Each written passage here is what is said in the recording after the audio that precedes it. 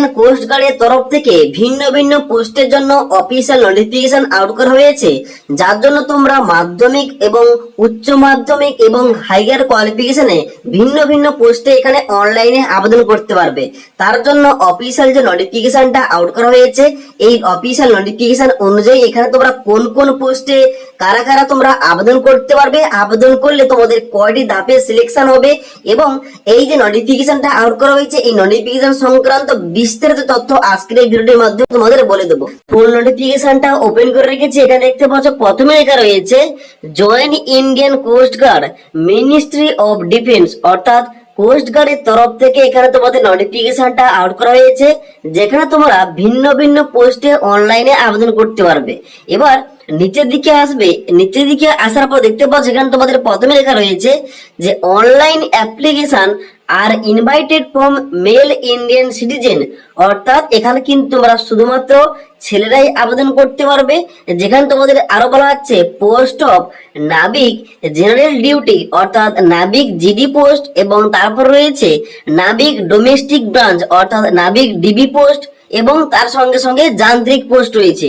এই তিনটি পোস্টে তোমাদের কিন্তু কোস্ট গার্ডে নিয়োগটা করা হচ্ছে, যার জন্য তোমরা আবেদন করতে পারবে শুধুমাত্র ছেলেরা। ওকে, এবার তাহলে তোমরা দেখে নাও এখানে তাহলে কি কি কোয়ালিফিকেশন লাগছে এই সমস্ত পোস্টের জন্য। এবার 2 নম্বর পয়েন্টে এখানে তোমাদের এডুকেশন কোয়ালিফিকেশন উল্লেখ করা রয়েছে। যেমন 1 নম্বর পোস্ট রয়েছে নাবিক জিডি। এখানে তোমরা কারা কারা আবেদন করতে পারবে বলা হচ্ছে class 12 pass with math and physics from an education board recognized by council of board for school education, অর্থাৎ তোমাদের উচ্চ মাধ্যমিক পাস করতে হবে এবং তার সঙ্গে সঙ্গে তোমাদের উচ্চ মাধ্যমিকটা সায়েন্স স্ট্রিম থেকে পাস করতে হবে, যেখানে তোমাদের সাবজেক্ট থাকতে হবে ম্যাথ এবং ফিজিক্স। তবে তোমরা এই নাবিক জিডি পোস্টে আবেদন করতে পারবে এলিজিবল। ওকে, এবং তারপরে বীর পয়েন্ট এখানে তোমাদের বলা হচ্ছে কি নাবিক ডিবি, অর্থাৎ নাবিক ডোমেস্টিক ব্রাঞ্চ। এখানে তোমরা কারা কারা আবেদন করতে পারবে, যেখানে বলা হচ্ছে class 10 pass from an education board recognised by council of board for school education, অর্থাৎ এখানে কিন্তু শুধুমাত্র কোয়ালিফিকেশন চাওয়া হয়েছে মাধ্যমিক পাস, শুধুমাত্র মাধ্যমিক পাস যোগ্যতায় তোমরা এখানে নাবিক ডোমেস্টিক ব্রাঞ্চের জন্য আবেদন করতে পারবে। ওকে, তারপরে সির পয়েন্টে পোস্টের নাম বলা হচ্ছে যান্ত্রিক।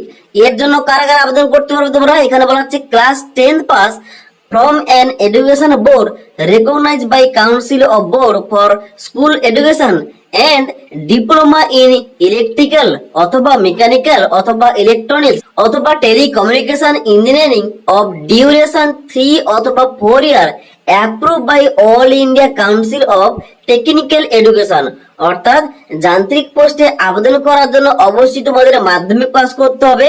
মাধ্যমিকের সঙ্গে সঙ্গে তোমাদের অবশ্যই 3 বছর অথবা 4 বছরে তোমাদের ডিপ্লোমা করা থাকতে হবে, হয় ইলেকট্রিক্যাল আর না হলে মেকানিক্যাল আর না হলে ইলেকট্রনিক্স আর না হলে টেলিকমিউনিকেশন ইঞ্জিনিয়ারিং নিয়ে, তবে তোমরা এখানে আবেদন করতে পারবে। এবার নিচের দিকে আসার পর 3 নম্বর পয়েন্টে তোমাদের এজ লিমিট সম্বন্ধে বলা রয়েছে, যেখানে বলা আছে মিনিমাম তোমাদের বয়সটা হতে হবে 18 বছর এবং ম্যাক্সিমাম তোমাদের বয়সটা হতে হবে 22 বছর, এবং এখানে তোমাদের প্রতিটা পোস্টের জন্য তোমাদের এজ লিমিট কিন্তু এখানে উল্লেখ করা রয়েছে। ওকে, এবার নিচের দিকে আসার পর দেখতে পাচ্ছ এখানে তোমাদের নিচে বলা হচ্ছে ভ্যাকেন্সি সম্বন্ধে। এখানে দেখতে পাচ্ছ তোমাদের 2টি ব্যাচ লেখা রয়েছে, একটা হচ্ছে 1/2026 এবং তোমাদের নিচে রয়েছে 2/2026। এবার এখানে কিন্তু সম্মোট মিলিয়ে মোট এখানে শূন্যপদ সংখ্যা রয়েছে 630টি, যার জন্য তোমরা শুধুমাত্র ছেলেরা আবেদন করতে পারবে। ওকে, এবার তোমাদের একটা গুরুত্বপূর্ণ পয়েন্ট বলে রাখি, এখানে কিন্তু তোমাদের জোন অনুযায়ী তোমাদের আবেদনটা করতে হবে। এখানে নর্থ, ওয়েস্ট, ইস্ট, সাউথ এবং সেন্ট্রাল জোন থেকে তোমাদের কিন্তু আবেদনটা নেওয়া হচ্ছে। এর মধ্যে আমাদের কোন জোন থেকে আবেদন করতে হবে দেখতে পাচ্ছ এখানে রয়েছে ইস্ট জোন, যার মধ্যে আমাদের কিন্তু স্টেটটা রয়েছে ওয়েস্ট বেঙ্গল। তার জন্য তোমরা যারা ওয়েস্ট বেঙ্গল থেকে আবেদন করতে চাও অবশ্যই তোমাদের ইস্ট জোনটা চুজ করে তোমাদের কিন্তু অনলাইনে আবেদন করতে হবে। ওকে, এবার নেক্সট তোমাদের বলা হচ্ছে সিলেকশন প্রসিডিওর, অর্থাৎ এখানে তোমরা যে কোনো পোস্টে আবেদন করলে তোমাদের কয়টি ধাপে সিলেকশন হবে। এখানে তোমাদের 5 নম্বর পয়েন্টে বলা হচ্ছে the selection of candidate is based on their performance in stage 1 থেকে 4 পর্যন্ত, অর্থাৎ তোমাদের কিন্তু টোটাল এখানে 4টি ধাপ রয়েছে, 4টি ধাপে তোমাদের সিলেকশনটা করা হবে। এবার 4টি ধাপ কি কি নিচের দিকে আসবে, এখানে কিন্তু তোমাদের প্রতিটা এখানে কিন্তু বিস্তারিত দেওয়া রয়েছে। এখানে তোমাদের 1 নম্বর ধাপ কি রয়েছে stage 1 computer based online examination, অর্থাৎ তোমাদের হবে পরীক্ষা, তোমাদের কম্পিউটার বেসড তোমাদের পরীক্ষাটা হবে। এবার তোমাদের কিন্তু স্টেজ 1 তোমাদের যে কম্পিউটার বেসড পরীক্ষাটা হবে, ওই পরীক্ষার প্যাটার্ন কিন্তু তোমাদের নিচে দেওয়া রয়েছে ছকের মাধ্যমে। যেখানে দেখতে পাচ্ছ তোমাদের কিন্তু সেকশন 1, সেকশন 2, সেকশন 3, সেকশন 4 এবং সেকশন 5 অনুযায়ী তোমাদের কিন্তু এখানে নাম্বার ডিভিশন গুলো দেওয়া রয়েছে।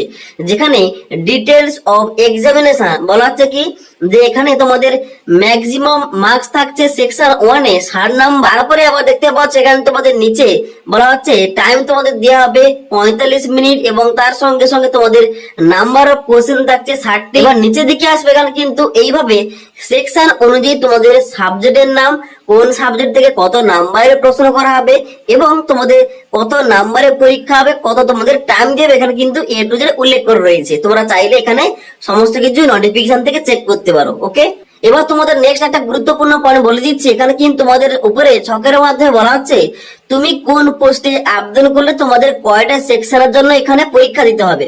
এখানে বলা হচ্ছে তুমি যদি নাবিক ডিবির জন্য আবেদন করো মাধ্যমিক পাস যোগ্যতায়, তোমরা কিন্তু শুধুমাত্র এখানে সেকশন 1 এর জন্য পরীক্ষাটা দেবে। ওকে, এবার তোমরা যদি নাবিক জিডির জন্য আবেদন করো উচ্চ মাধ্যমিক পাস যোগ্যতায়, তোমাদের কিন্তু সেকশন 1 এবং সেকশন 2 এর জন্য পরীক্ষা দিতে হবে।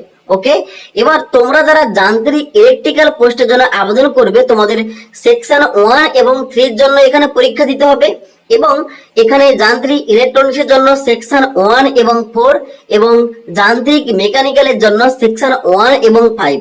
অর্থাৎ এখানে কিন্তু পোস্ট অনুযায়ী ভাগ ভাগ করে দেওয়া রয়েছে। এখানে তুমি কোন পোস্টে আবেদন করে তোমাদের কয়টা সেকশনের জন্য পরীক্ষা দিতে হবে। এবার এখানে স্টেজ 1টা কমপ্লিট হওয়ার পর এবার তোমাদের নেক্সট স্টেজ 2 তোমাদের কি রয়েছে, এখানে তোমাদের বলা হচ্ছে স্টেজ 2 তে এখানে তোমাদের বেসিক আইডেন্টিটি চেক করা হবে এবং বায়োমেট্রিক ভেরিফিকেশন করা হবে এবং তারপরে তোমাদের হবে অ্যাসেসমেন্ট টেস্ট এবং তারপরে হবে তোমাদের ফিজিক্যাল ফিটনেস টেস্ট।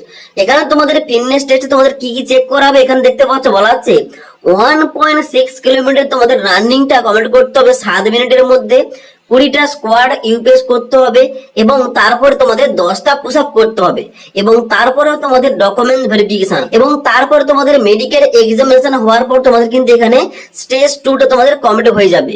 এবার তারপর তোমাদের রয়েছে স্টেজ 3, যেখানে তোমাদের কিন্তু ফাইনাল মেরিট লিস্ট আউট হবে এবং তারপর তোমাদের সিলেকশনটা করা হবে।